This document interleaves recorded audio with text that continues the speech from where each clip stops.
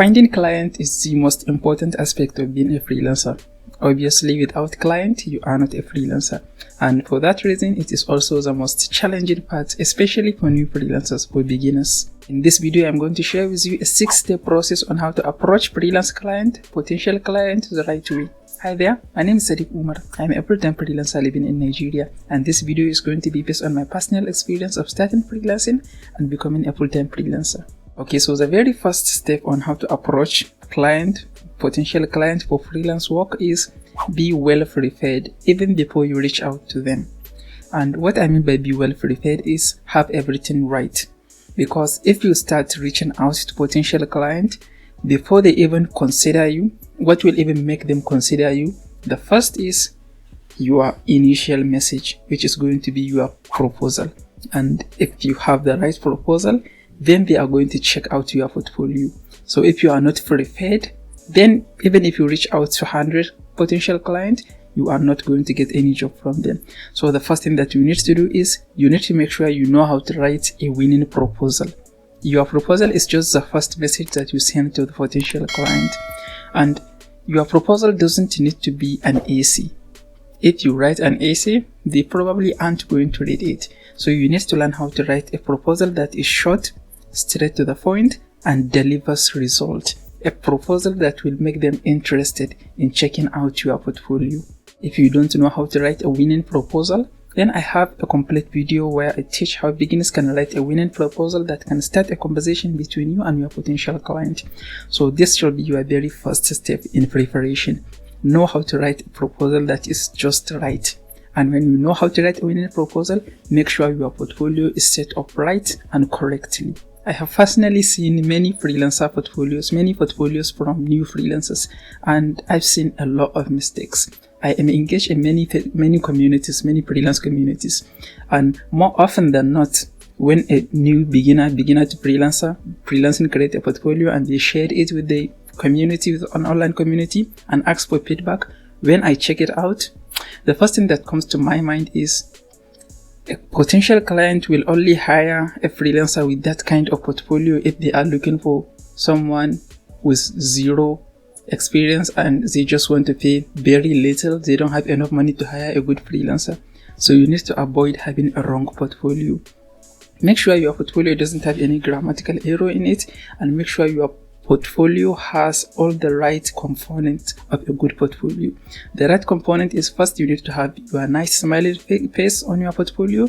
You need to have a clear description of the services you are offering, and then you also need to have a sample project on your portfolio. A sample project is a project that you completed for other clients.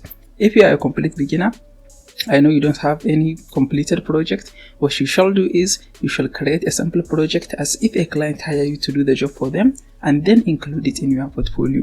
Because a portfolio with sample project is going to be like 100 times more effective than a portfolio with no sample work. So make sure your portfolio has all of these components. I also have a separate video where I talk about how beginners can create an appealing and attractive portfolio with no experience.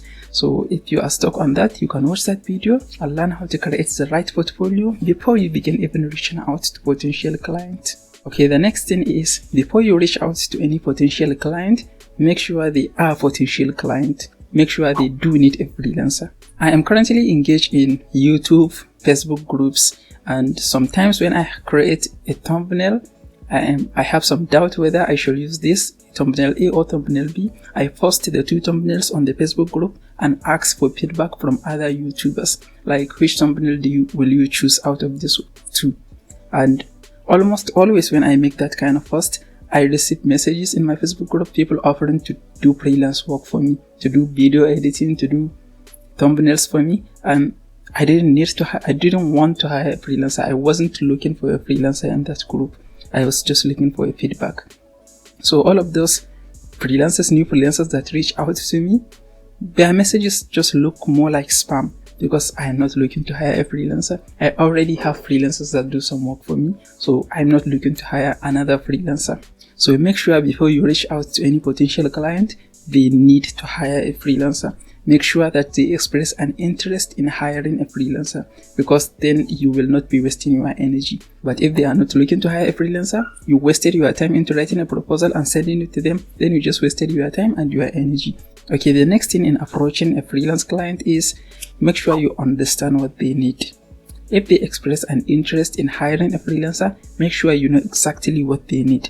If they are looking for someone to create YouTube thumbnails for them, make sure that you understand what type of thumbnails they need. Someone is just looking for a freelancer to create some Canva thumbnails for them because they just don't have the time to do it themselves. And someone will be looking for a Photoshop designer to create a high-level thumbnails for them because they cannot do it themselves. So there is a difference between someone who cannot do it themselves and someone who doesn't have the time to do it themselves. So make sure you understand what the client needs so that you can present it to them.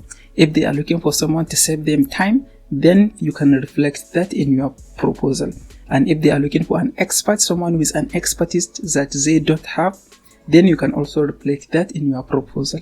Okay, when you understand what they need, the next thing is writing a proposal.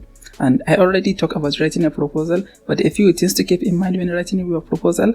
Make sure you don't sound desperate. If you sound desperate in your proposal, then they are probably not going to consider your proposal because other freelancers are already sending them proposals. So if you sound desperate, that means you don't have any client and you cannot find any client. So that might be why you are desperate. You don't have to call your client sir or ma. You don't have to do that. They are your client, not your boss. So try not to sound desperate in your proposal. Also, another thing to keep in mind when writing your proposal is try to not use ChatGPT to write your proposal. ChatGPT is good, right? And it will be not a good idea to not use ChatGPT, but only use ChatGPT to improve your proposal. Don't rely on it to write your proposal for you, because if AI writes your proposal, then the proposal is going to sound generic. And when a proposal sounds generic, then you don't have any chance of standing out. Remember that your proposal is your first line of communication between you and your potential client, so you need to put an effort into making it right. Okay, the next step is if you send your proposal and you didn't hear back from your potential client, it will be okay to follow up with them if it's not on a freelancing platform. If you are looking for clients on Upwork, Fiverr, freelancer.com, then you might not have a chance to follow up with them.